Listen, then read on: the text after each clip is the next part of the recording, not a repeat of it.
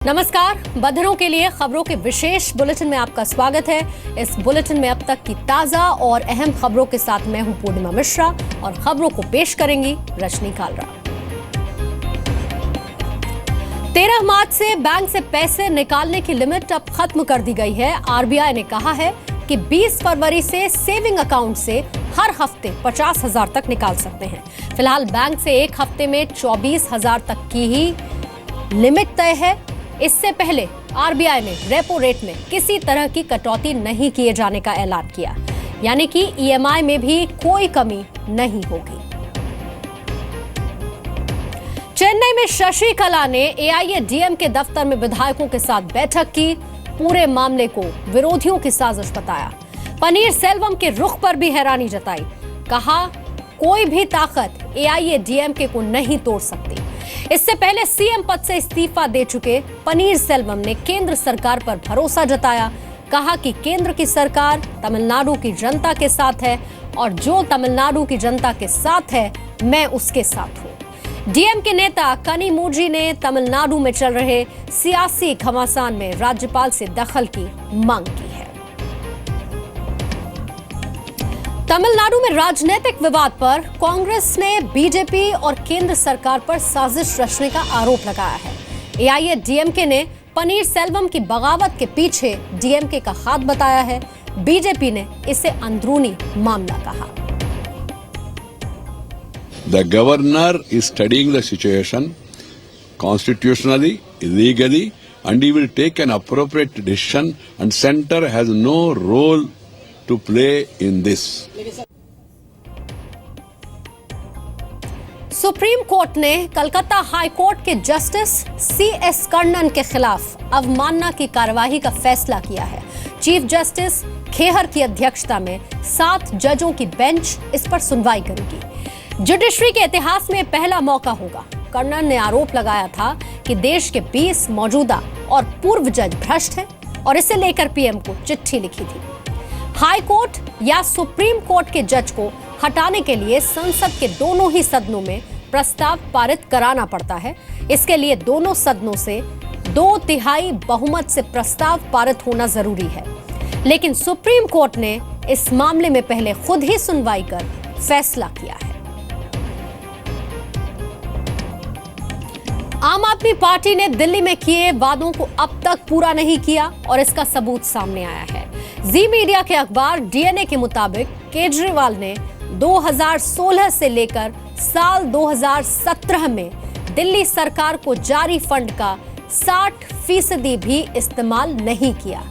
दिल्ली में केजरीवाल की सरकार बने 2 साल होने वाले हैं, लेकिन अब तक 12,000 करोड़ रुपए जो दिल्ली के लिए इस्तेमाल होना था, वो अभी भी खजाने में ही पड़े हैं।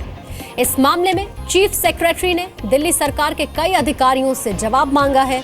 एनर्जी, हेल्थ, एजुकेशन क्षेत्र में दिल्ली सरकार ने कई प्रोजेक्ट पूरे नहीं किए हैं। यूपी चुनाव में प्रचार के दौरान पीएम मोदी ने गाजियाबाद में रैली की। कहा, 14 साल से यूपी में विकास का वनवास खत्म होना जरूरी है। सीएम को जनता के बीच कामों का हिसाब देना जरूरी है। समाजवादी पार्टी में योग्यता के आधार पर नौकरी नहीं दी जाती है। नौकरियों में घोटाले हुए। 2019 का जब चुनाव होगा, मैं जनता को हिसाब दूंगा। बीजेपी का घोषणा पत्र एक संकल्प है। जमीन माफिया के खिलाफ स्पेशल टास्क फोर्स बनाई जाएगी। किसानों का कर्ज माफ किया जाएगा। उन्होंने राजनीति को, सरकार को, शासन को, गवर्नेंस को जातिवाद के जहर से भर दिया है।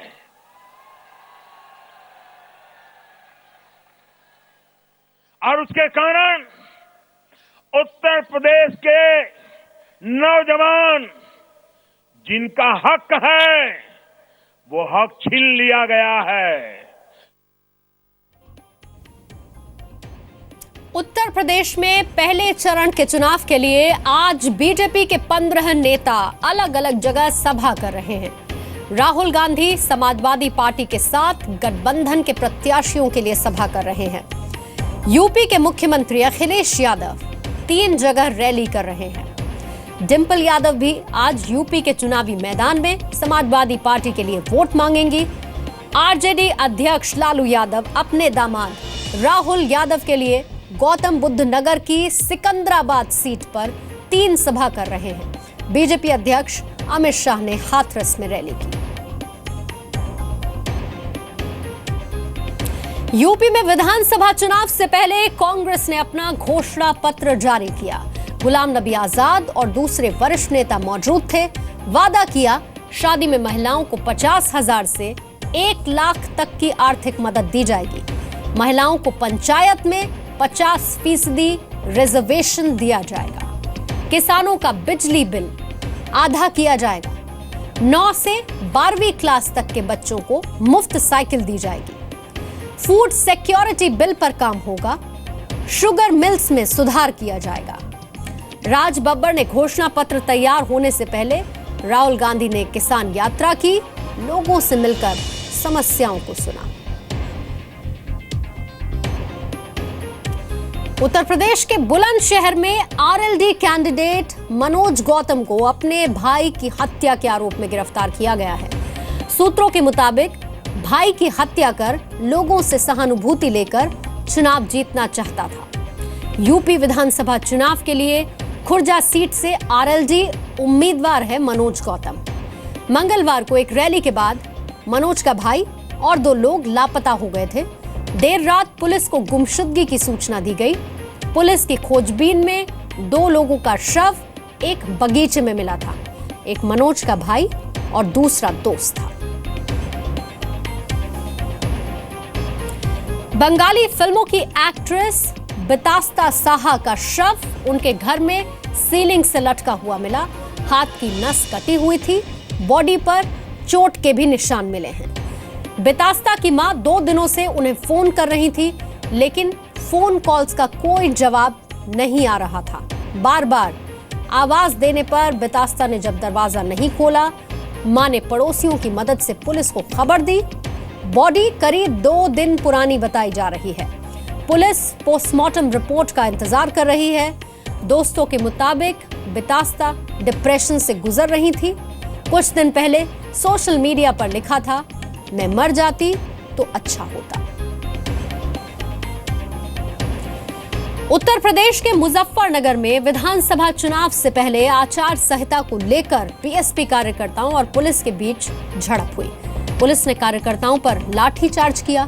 बीएसपी कैंडिडेट राकेश शर्मा ने मार्केट में अपना ऑफिस खोला है।